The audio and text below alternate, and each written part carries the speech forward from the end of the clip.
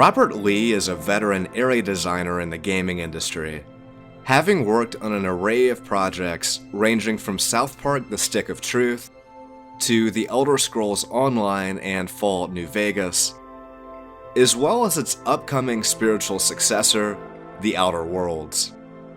So to begin, I asked Robert when he joined Obsidian.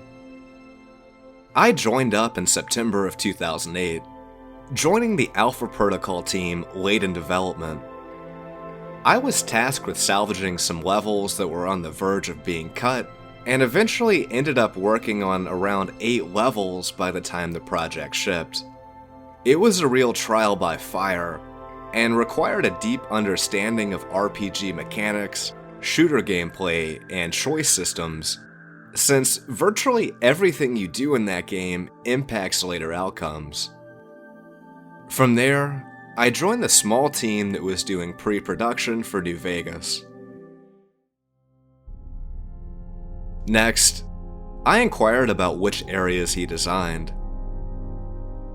The core game areas I specifically worked on that I can recall are the Boomer/Nellis Air Force Base with Akil Hooper, Camp McCarran with Eric Fenstermaker, Cottonwood Cove, Guardian Peak, Freeside with Jesse Farrell and Scotty Everts, and a bunch of propping, script work, and general support as teammates needed me. I suggested the name Dead Money for the first DLC, when the name Chris Avallone had picked was already trademarked or copyrighted. It's a gambling term, and suited the tone of the DLC. Because I was one of the few key members left behind to work on in-game polish and bug fixing for the core game, I didn't get to do a ton of work on Dead Money, aside from the Dog/God and Christine boss fights, and loot placement and balancing. But I did most of the special gameplay prototyping, like the Ghost People zombie mechanic. As the rest of the team moved to Honest Hearts, I stayed behind again to kill bugs and ensure Dead Money went out the door as cleanly as possible. Once Dead Money went gold, I got to leapfrog over to pre-production for Old World Blues, with Chris Avallone and a handful of others. My main area was X13, and I prototyped the special gameplay for the emitter barriers and other wacky stuff. I designed the talking stealth suit, Eric Beaumont prototyped the scripting for the talking, and I would have made more talking equipment if we had the time and budget. I think Old World Blues gave designers the most creative freedom to go wild with their areas. It was the most fun I've had working on games so far.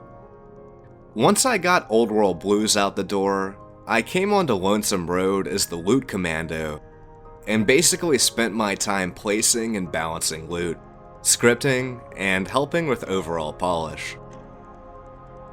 Following up, I asked if he had any favorite aspects of the game that he designed.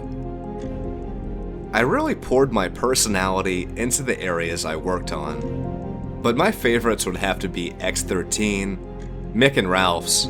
Fisto was never intended to be a big deal, and was inspired by metal fingers in my body by Add N to X.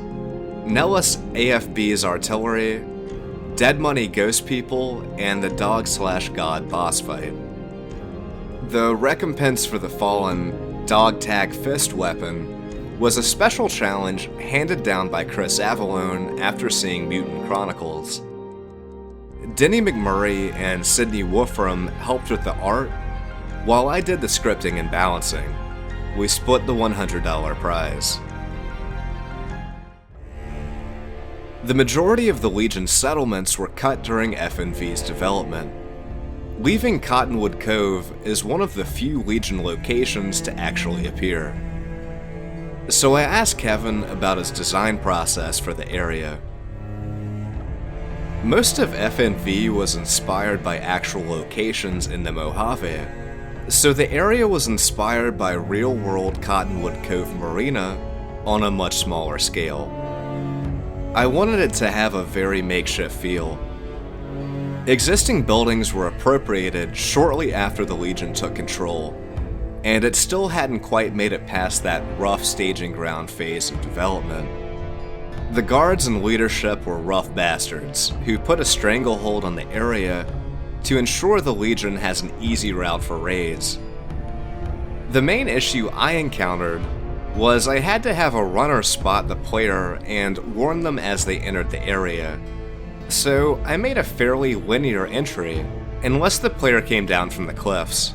This was mostly for AI pathing reasons. The other chunk of scripting was for the exploding collars and dialogue choices for the captives, and the NPC that teleports the player to the fort. Next, I asked Kevin about cut content and crunch on the project. I really wish we didn't have to chop up Freeside and Vegas to make it run on consoles, and were allowed more VO budget than ended up being in the game, but it is what it is. Had the current generation consoles been out at the time, we wouldn't had to have cut much at all. I don't recall crunch being terrible, but I had come from the guild hall at SMU, cohort 8, and was used to working 9 AM to 9 PM as a grad student. Most projects have some crunch at the end to squash bugs and get the game out the door.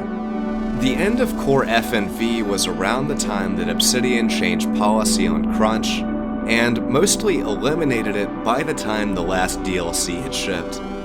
We learned a lot of valuable lessons during that initial release, and working on the DLC was far better by comparison.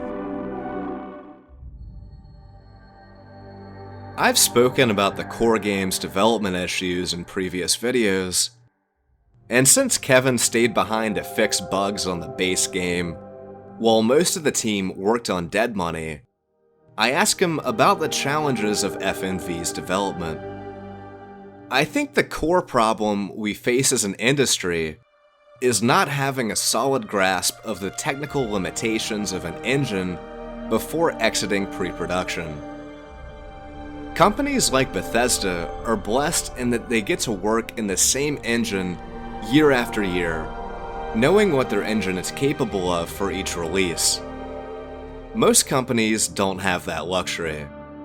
They have story, art, or gameplay goals, and have to scramble and hope to God they can make it run in whatever they're using. That often ends up being the biggest time sink for the entire project. The challenge of a project like New Vegas was especially tough because we were on a tight timeline, had an engine that was totally new to most of us, and we had to deliver something that would satisfy an external publisher. I get the immense amount of pressure the owners and leads were under at the time. As a result, we went way too big and complex for the main story, and it kicked us square in the ass late in development. The main issue being that we designed a game for PC that needed to ship on consoles with 1/4 to 1/8 the amount of RAM of the average gaming PC. Had we been far more proactive about checking everything on the consoles from the start, we could have saved ourselves a whole lot of time and energy. This is why it's critically important to have leadership, and especially producers who understand technical limitations. Great producers understand programming. The best designers understand programming and production. Finally, I ask if working on FNV changed his approach to game design. I'd say it made me far more aware of overall team challenges and improved how I coordinate with teammates to overcome them. It also gave me a good head for scope and how to focus on what is actually important when making games. It's far too easy to get distracted by pipe dreams and wouldn't it be cool if moments, rather than focus on what the engine's strengths are and how to exploit those to the best of our ability. And that's all for part 1 of Memories of the Mojave with Robert Lee. As always, thanks for watching.